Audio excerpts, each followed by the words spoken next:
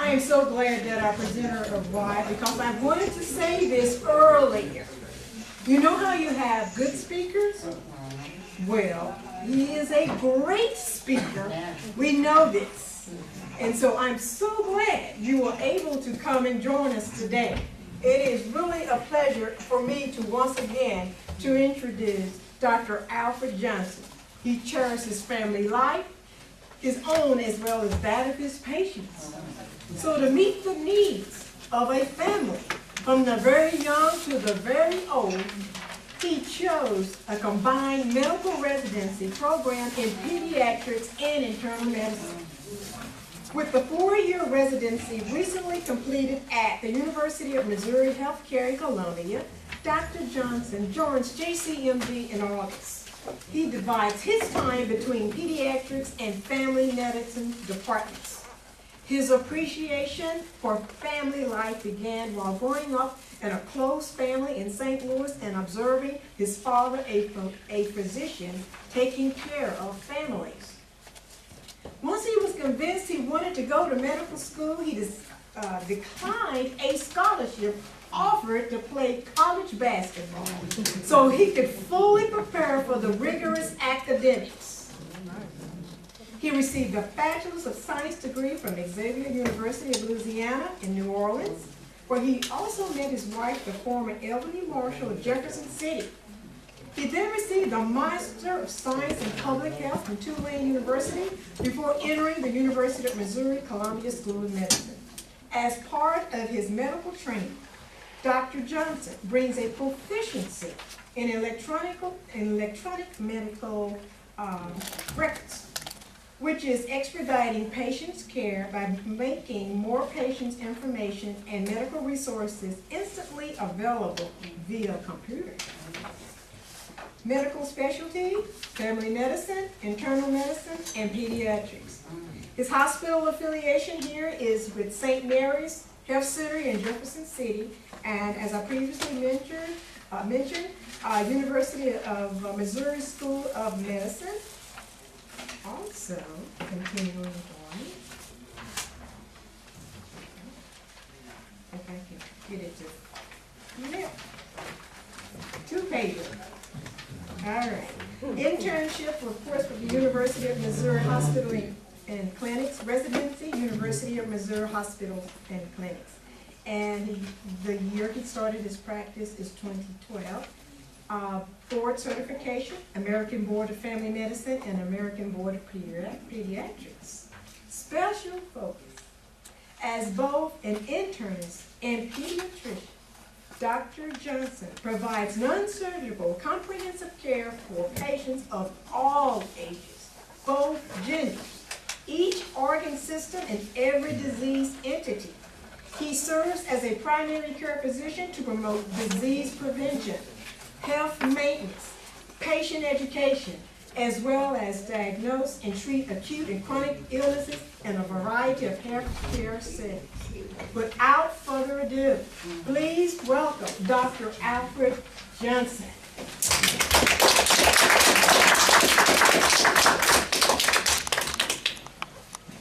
For a second there, I almost was trying to figure out who she was talking about. It sounded pretty good, all right? Well, I do want to start off by apologizing for coming late. I do serve patients. You know, today is one of the days I have to see patients, so when things come up, it's part of my duty to try to make sure I cover those bases before leaving. But I do appreciate you guys sticking around. I enjoyed the speakers because actually it helped me to kind of fine-tune my talk today, because it was stated to be kind of like how to keep your men healthy. And so, you know, I pondered on that question quite a bit because, you know, the response that I got, and I prayed on it. I am a man of faith. That's kind of how I got here. And so I can't separate from that. And so I don't want to offend anybody that's in this room that may not have a belief system, but that's what got me where I'm at. And so it made me kind of categorize things in terms of thinking about key elements. Start thinking about opportunities to be able to say, okay, how can we get our men healthy? But in me pondering that question and pushing myself toward it, it kind of helped me to be able to expand it. So when I start talking about how to get your men healthy, understand for the women that's in the room, it's for you too. Okay, so the first category that had me kind of thinking about in terms of elements, key situations that actually can garner pushing men and women to be healthy, first starts off, and this is only my interpretation, so this is not coming from an American Academy of Family Physician or Internal Medicine or Pediatrics, but it's actually what I was able to see as I grew up. The times that I would actually be able to see men transform to be better men was through the church. So I'll first like to kind of start off by saying that I do believe that there is something to be said about putting God first in your life to help you to be able to kind of get that backbone that you need to actually be able to push yourself to see beyond the limitation of the human eye, to be able to understand that there is ways that you can go beyond your own physical state where you are now to achieve a better, healthier living. What does that mean? All right? I'm going to use three terms: empowerment, encouragement, motivation. These are words that I need to make sure that are heard, because there are a lot of us that grew up in backgrounds, certain types of environments in which, going to the hospital, going to the doctor was the last thing you're supposed to do. If your leg's not broken, if you're not bleeding out of something, or if your job didn't tell you that you couldn't come in before you get seen to go do something, you wasn't going to the doctor. There's also past experiences, where if there's family members that had a bad experience with a local clinic or a hospital, or with certain types of things that was done through government in the past, there's an apprehension of wanting to do it. But to encourage your men in your life, first you have to empower them to do something beyond their typical self. Most of us in this room are nurturers, people that are willing to do anything and everything for somebody else. If you see a need, you want to get it done. All right? That is very beautiful. There's something to be said that's released within you whenever all of a sudden you do something for somebody else. You take care of a need. But what's forgotten is that you that want to go do that, if you're not taking care of your physical health, there is no more you to be able to do it. So before you go start pushing blame, saying, you need to go get that chest pain taken care of, I don't know why you're sitting there. First you need to make sure, are you taking care of yourself too? It's too easy in our environment to kind of pull somebody down. Why did you wear that? What color is that? Why did you put this on? Why didn't you get that? It's so easy to tear somebody down, but constructive criticism comes from, first, empowerment. So if you have a man in your life, a boyfriend, a child, a son, a parent, an uncle, with these individuals, if there's something that's positive out of them that you see that they provide for, empower them, encourage them to kind of see that the body is the vessel to get you to do more. Encouragement, motivation. These are key steps to make your men and help your men to be healthy, but it's also key important for you as well. You have to understand that your body is what you're given when you're here on this earth. If you do not take care of it, the job that you're trying to perform is not going to be at 100%. I hear often this being done here. All right, let's give an example. Let's say that on the job you were doing something and you broke your friend. You broke your hand, but you didn't want to go to the hospital because it's going to keep you out from going to do your work. It's going to keep you days off from doing your job. Too often we have like a temporal or a short-term kind of goal for ourselves, not seeing something long-term. So now you used to do 100% of your work. You hurt your finger. Now you're only doing 70%, but you didn't go get seen. I'm using numbers to hopefully make a point. Now you're doing 70%. You never got looked at and never got checked. You always still have a problem with how you hold things in your hand. So now instead of you doing 100% of work that could have kind of promoted you, helped you to make more money, helped you to provide more for your family, you're now working on only 70%. Then that 70%, because you never got it fixed, turned to 50, 40. You start to have a decline. But you still have to wake up and do the stuff that you want to do. What you're not seeing is that short period of time where you could have went in and get it taken care of could have kept you probably closer to 100% or 95% to still provide for your family. What is the point I'm trying to make? Ultimately, we need to be very careful that on the steps of getting men healthy or ourselves healthy, that we are actually taking care of our bodies and understanding that that is important. Just like we cherish homes and cars and things of that nature, we understand that there's treatment that has to be done. It has to be taken in, it has to be taken care of, it has to be looked at. But these are important steps. So where am I veering away from putting God first? For my life and for the men that I saw in my life, I always saw something that was very beautiful. Whenever I saw the men in my life all of a sudden seek the word or try to inspire to be beyond what they typically see in their communities, for me, and this is personal, I always saw a major change. The walk, the talk changed. The responsibilities expanded. And it wasn't just set on one particular goal. And so I'm not a preacher, I'm not a minister, I'm just a believer. So I'm going to ask that first, you have to understand that the foundation has to be of something that is beyond what you typically see. Because for most of us, sometimes it's not too pretty. Second is actually make your health a priority. All right? I kind of tiptoed across that on a couple of things that I said. You have to understand that this body that you have right now, if you're not taking care of it, you can't be shocked by the things that starts falling apart. So that priority of your health actually goes with making sure, hey, if you don't have a physician, you need to get one. For those men that you're trying to push through, help them to be able to see the importance of them just being seen. We talk about silent killers, and if you guys remember my conversation from way back in the past, we talked about diabetes and everything else. High blood pressure, diabetes, all these things are silent because guess what? I can't look through this crowd right now and go, yeah, yes, sir, you have high blood pressure. I see it in your eyes, all right? I see you, your cholesterol is really up. I can see that. That earlobe, man, it's hanging. You can't see it. It's not something that's just going to just show up and pop up. Now, unfortunately, if you have it long enough, you will start to see the complications of it. So because it's so silent, the important thing is being able to kind of be in an environment where it's being checked so that you can actually correct that problem early. For men, many of us are kind of, and let me be careful with men. There are us that we assume that, okay, you know what, if I can wake up in the morning and I can do the things I need to do, that's what I'm going to do because I'm a provider. I'm going to take care of my family. So if they need something, that's what I'm going to do. I can't allow for downtime. I can't allow for work not to be done. Oh, my child is sick, we'll take them on in to be seen. In the meantime, I'm going to go work. To change the mindset, we have to understand how to push our men and ourselves to recognize that we have to take care of this physical body. Because without it, we will see decline.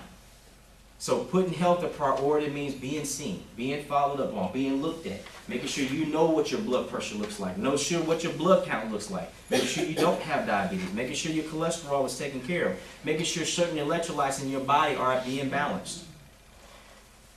The third thing that I'm going to move toward is actually dealing with what I call lifestyle modification, which you guys heard me talk about before, but it fits within this. Healthy eating and physical activity. All right? Making sure that the men in your life and yourselves are eating healthy. There's a lot of grown people in this room. You have many definitions of what is healthy. I don't have to go through and tell you what is healthy. I can probably tell you what you're not eating that should be healthy. You're probably not doing it. All right? Our society has moved to more what's fast, what's quick, what gets us going.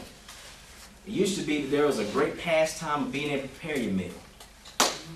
Now, what you gonna cook today? Oh, it's gonna be delicious. You got a prep time about 45 minutes, but man, when it's done, it's gonna happen. Now, because we're so caught up on time and what we're gonna miss out on and what we're not gonna be able to do, it's almost like, all right, I can roll through this fast food joint and get what I need within 5 minutes and I got it. Then we lose ourselves on the deals. All right? Oh, I'll just go ahead and get me a #1, Doc, but they had a special on the extra burger and fry, so I had to get it. And I wasn't going to eat it, but then it's going to get cold, and I don't like cold food, so I was going to go ahead and finish it up. What I'm trying to point out is that make sure that your men are healthy. What it is that make sure that meals that are prepared for them are prepared and is ready to go.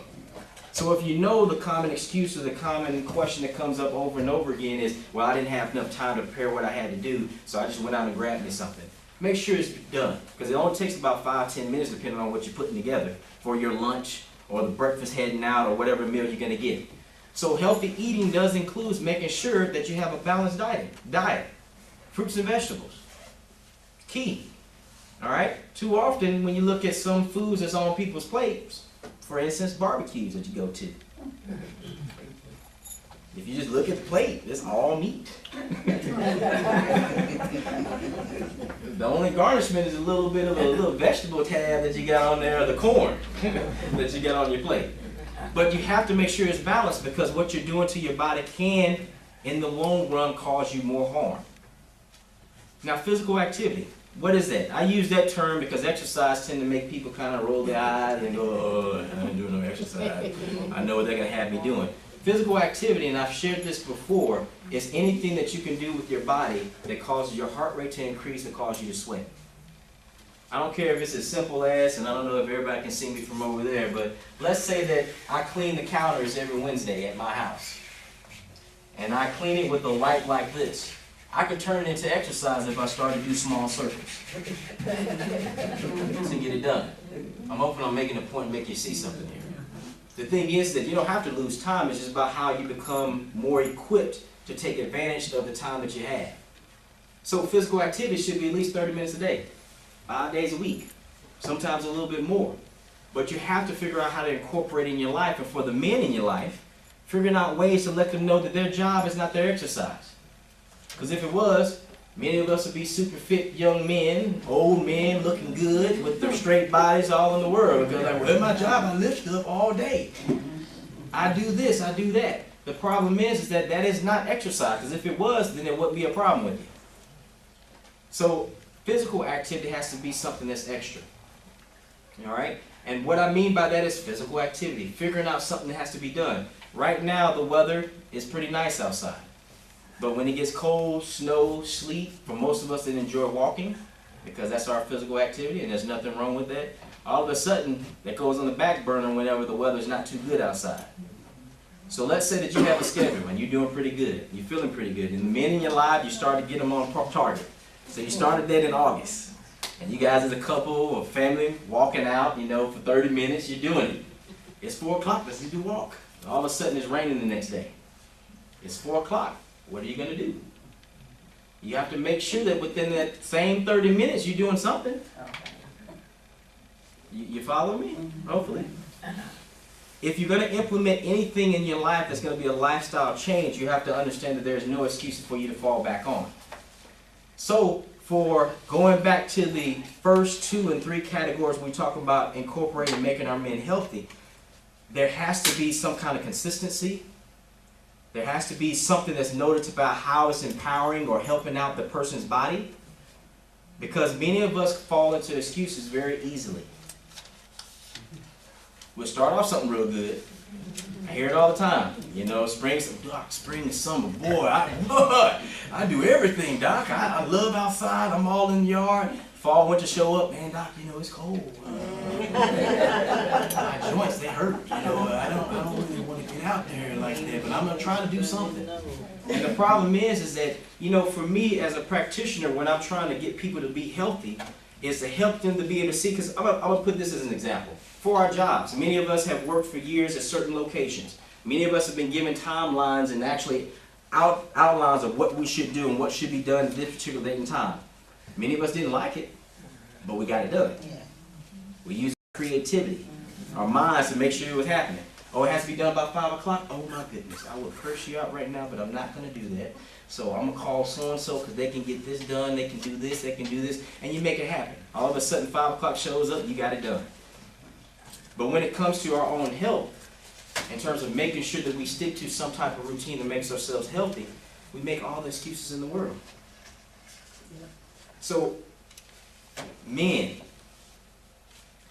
in order for you to stay healthy, stay fit, stay as young as you want to, there has to be a certain amount of physical activity that you maintain on a regular basis. For a lot of us when we're young, yeah, we played every sport, did a couple of things, we were always active, we were always in the know of stuff.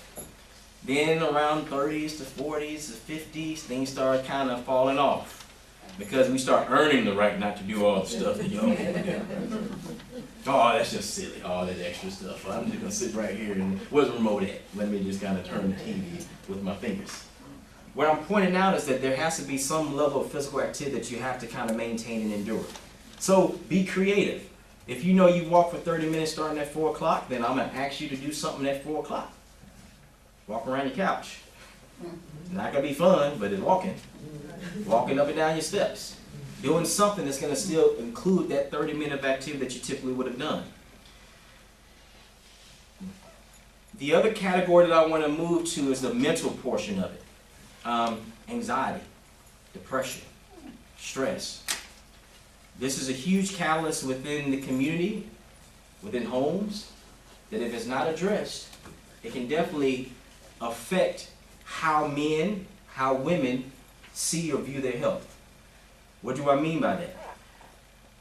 First, we have to let go of all the kind of like the cliches of what we see as stress and anxiety and depression. Whenever that word is brought up, it's kind of funny. First, you have to understand that all of us goes through it. Or go through some type of stress, anxiety, depression type symptoms seasonally. Now, does it affect our outlook on lives? Tremendously, no. But we go through it. But there's almost like a shame or a hush in the community. So you almost kind of feel like when somebody says stress, oh, I'm not stressed, I don't have anxiety. And you think about somebody that had the worst symptoms in the world and you're like, that's not me. What you have to understand is that if you don't learn how to cope and work through stressors like anxiety, depression, that in itself is another silent killer that can actually affect your health. What do I mean by that? Let's say that I had a terrible run last year, that I had a death in my family. Kids got really sick. I lost my job, or I had a pay cut in my job. I'm dealing with a lot, but because I am the provider for the family, I gotta suck it up, because some of us been through that. You know, suck it up, put your chest out, keep going. Can't show that you're weak. But if I don't deal with what I'm going through, I don't talk to somebody about what I'm going through, I don't try to relate to somebody else that can help me through and maybe give me the balance that I need to kind of push through, what will happen is that the me that I once was there will start to be lost. I'll get more depressed, or I get more panicky. So I'll lose sight on what's important for my body. So I'll miss those internal cues. My body telling me, hey, you got chest pain every day. But I won't pay attention to that because I'm too caught up in my stress. I'm too caught up in what's going on. That feeds definitely into the demise of most of our communities here. And that's dealing with the mental anguish and actually the responsibility that we're not doing to help others out. There's a few of us in this room that we know individuals that we know are depressed. Or we know have problems. But it's a hush-hush situation. You don't bring it up to them. Sometimes it needs to be said. Because if you're not the one that's going to be able to kind of say, look, I'm here to empower you, but you have been acting not yourself. You used to be this. But now you don't even do those things anymore. Figure out ways to encourage and push them into that, to help them to recognize that that is a part of your health as well. And that actually pushes a lot of people from doing it. Because when you are depressed, guess what happens? When you are depressed, you can't see yourself beyond anything else. All bad news is happening to you, regardless of your situation. I love the talk where it's talking about in Kenya. And I'll point this out. You know, when you go on mission trips and you go other places, you're able to see poverty at its worst. And you're able to see the privilege that we have here with everything within our grasp. And what ends up happening is that when people fall into the woe is me, I'm so depressed, nothing is going right, they forget that there's somebody that's probably right next door that has it the worst. Where am I going with this? I'm going to keep going back to the understanding that the key thing about keeping men healthy is kind of breaking loose of all the little nuances of, okay, you're weak if you cry. You're weak if you go to see the doctor. You're not a man if all of a sudden you're getting yourself taken care of. You're not doing your part of a man if you don't sit there and kind of show the emotional side of what's needed. This is my own interpretation, so please don't take it as any kind of fact or anything like that. The family has really lost its power. As a community, family used to be so important. The needs used to be heavily met. If I had family A and there was family B, and family A had somebody that wasn't doing so well, and it was known, family B is right there to kind of cover and pad until family A can take care of it. Or family C saw the need to kind of cover other stuff. Or family D saw little Junior walking down the street and cursing, and that mama took care of him right then and there.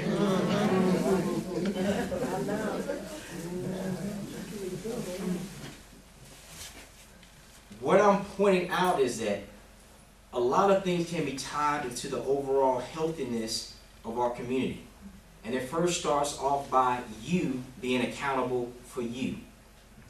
The greatest change that can actually happen to most communities is when you are taking care of self, to where what people see inspires them to do or figure out whatever you got going on. So, how do you get your men healthy? First, start off by making sure you're healthy. It's very difficult if you're in a relationship, you have a family member or whatever, and you all like, well, you need to get that checked out. I don't know why you haven't seen nobody about that little finger that you got going on, and then that same person like, well, why don't you get checked out? You still got that same thing going on. You guys are laughing, but it happens so often. Mine's not as bad as yours. Yours will get you and kill you.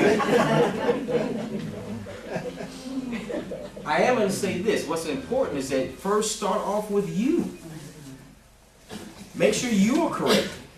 Make sure you're taking care of yourself, because what you do and the changes that you make for yourself, I guarantee you, the person that's closest to you is going to start asking questions. Man, you looking younger. What are you doing? Well, I'm just I'm drinking more water. I'm exercising a little bit. I saw this Dr. Johnson talk, so I was like, and keep myself going. All right? The last category is simply this. If you see a doctor, and if you're on medications that you should be taking, but you're not taking, if that man or that woman or that child or that uncle or that father or that mother is supposed to be taking something, take it. I don't know how often I have to kind of break the molds of individuals that they kind of start telling me, well, I started listening to so-and-so tell me about this medicine and it can mess things up, so I stopped taking it. Did you tell anybody about it? No. Did you tell your doctor about it? Mm-mm. He gave it to me. I don't know why he gave it to me. He should have never put me on it. I'm glad I got some laughter. It's touch and base. But what I'm pointing out is simply this. If you have a physician that you trust, you should trust him enough or her enough that she's going to do what's necessary to take care of your health. I'm going to talk more about myself. Every person that I see that's in my clinic, I try to treat them as if they're an extended family member. I talk to them like I'm talking to you. It changes. I had a whole nother talk, but I'm just kind of feeding the vibe right now. So, Lord help me. Lord help you guys too, all right? But what I'm pointing out is simply this. If you don't trust your physician that you're with right now, why are you with them? I'm going to say it again. All right, I know I'm pushing some of you. I may be telling you about other family members that need to see a physician. But if you don't trust the physician that you're with, see somebody else. Because your health is not going to improve or get better from that. Move to someone else that you can gain that trust, that when you go to see that person, you feel like they got your back. They're looking out for you. Healthy living starts by how you see yourself. If the way you see yourself is, well, I don't deserve that. In my family, everybody got this. That's just how we go. That's how we made. We all going to get this way at some point. I heard Arthur. That's what I've been hearing people say with arthritis. Arthur is going to come up to you at some point. The beaties is going to get you. The sugar is going to knock you down. Somebody's going to get this or get that. The way that you maintain health, and this is my picture of health for me. As a resident, I saw a gentleman. He was 89 years old. When he walked into my door, he looked like he was early 60s. I had to look at my piece of paper again to make sure that it was the right person. And I tested him too. You know, I was like, hey, so what's your name again? Oh, your birth date is this. Wow. You want to know what he did? 89, he is a professional athlete in track. For his age range. And he had been doing it for about 20, 25 years. And when I asked how he did that, because the only medication he was on at that point was aspirin. And he said what he learned is that he had a health scare in his 40s or 50s. And he actually listened to whoever doctor that was that he was with. And they said, you need to eat healthy, you need to get right. And so he took that. The only regret he told me that he had at that point, because he would exercise every day, he had little joint pains, but he recognized where that joint pain was coming from. Because anytime he stepped back and didn't do the exercise that he was supposed to do, then things would show up. But as long as he stayed healthy, as long as he stayed active, as long as he treated his body correctly, he was doing perfectly fine. But the only regret he had was he wasn't able to motivate the other people with him to do the same. What I'm asking and telling you guys out here, the key of healthiness actually starts right here in the inner you.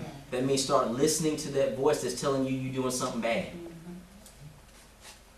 All of us have it. Some of us ignore it very well. Do a great job at it. Ooh, that's just, that's hurting. Wait a minute. Oh, it's nothing. I should have been lifting that computer earlier. That's right. I'm making you guys laugh, but what I'm trying to point out is this. Your body talks to you every day. If you're falling asleep, when you shouldn't be falling asleep, that's your body trying to tell you need to get more sleep. If all of a sudden you're eating and your stomach is rip-roaring and hurting you and you go into the bathroom multiple different times, you may need to start paying attention to what you're putting into your body. If you know you're not drinking enough water, you need to drink water. And I'm not talking about the water you put in to mix in with the other stuff. People are crafty. They do that all the time. They do, I drink water. You're drinking tea. And you had a little bit of water and the rest of the sugar. All right? What I'm pointing out is that to keep your men healthy, first you have to let go and understand that you have to empower whatever man that you have in your life.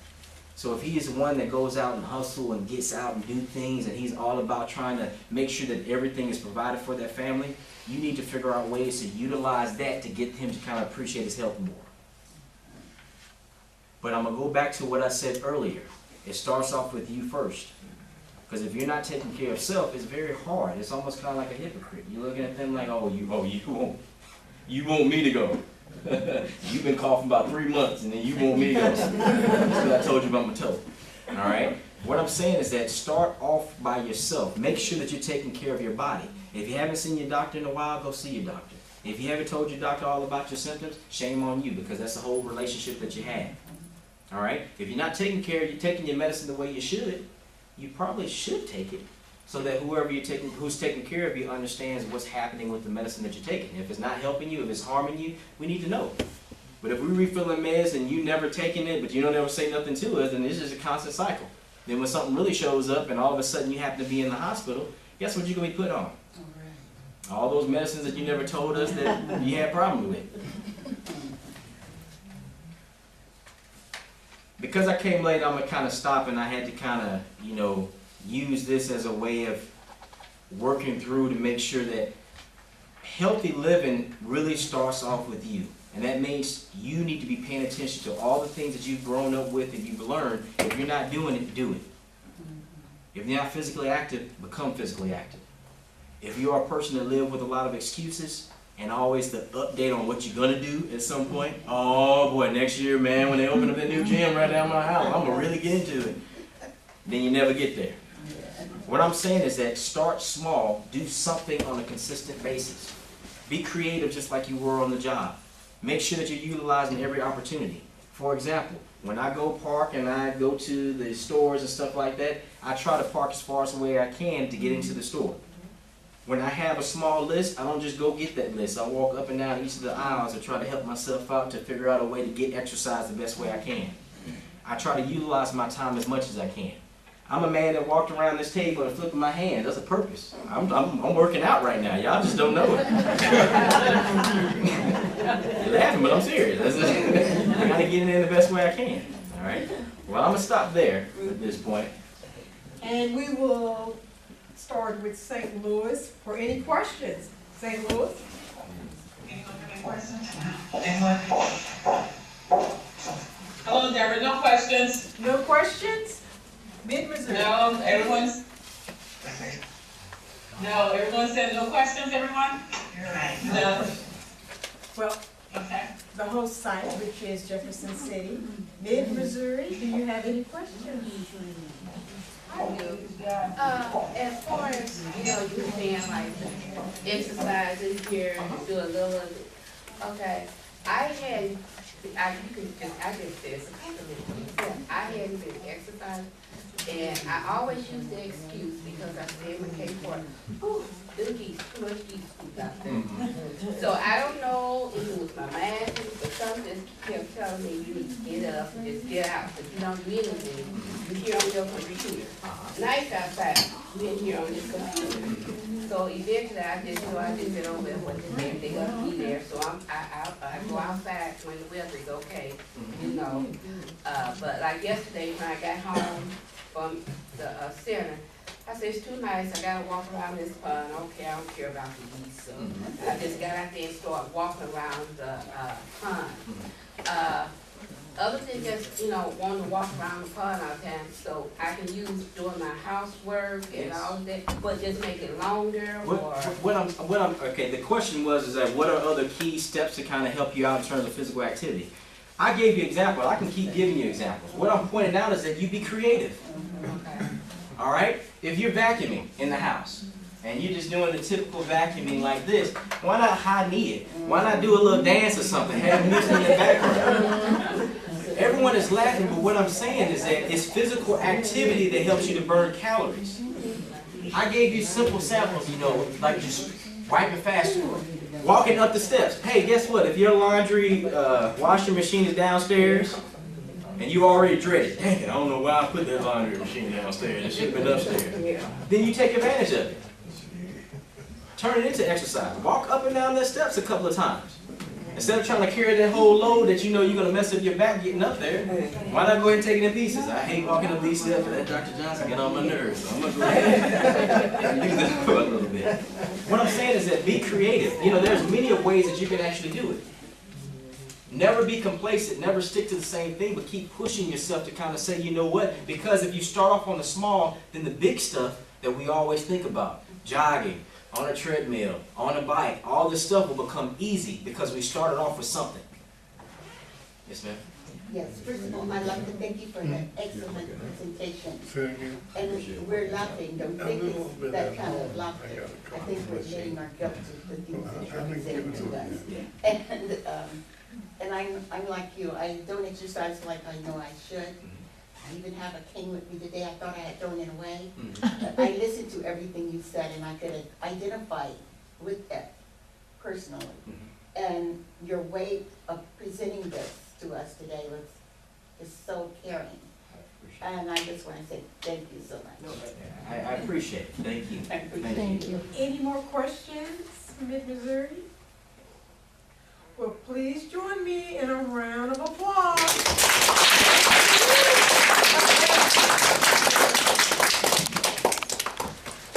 Sorry.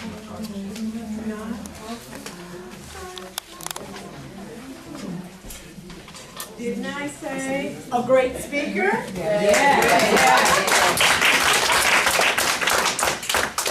Well, at this time we will conclude. I do have some brief announcements, and they are our next, what we will be having next month, really, we're beginning a series called Learning Journeys, and it's going to be on Medicare Challenge. And if you remember, if you participated in our senior fall school, we have a person presenting, and there were some Medicare questions that came up, so we thought, maybe perhaps we need to, or Miss Dean Matthews would say, well, let's create something, and this is her idea as to let's have a series called Learning Journeys. So Come with your questions again, and it's good when we have like the fall schools, the lunch and learn. Just keep giving us the ideas because it's very beneficial and it's helpful to us. One other thing is too, I know that you may have received a flyer and it indicated that we were going to do door prizes. Well, if you were to bring in like a recipe, well, today is your lucky day. We're going to give you another 30 days. So if you didn't bring in a recipe, you can bring it in the next time. And of course, that will be March the 25th. And it will be here again in room 123. And of course, for National Minority Health Month in April, we will be having a lunch and learn as well. And you do have this information inside your packet. So at this time, we will conclude, and we hope to see you again. Thank you for attending. Thank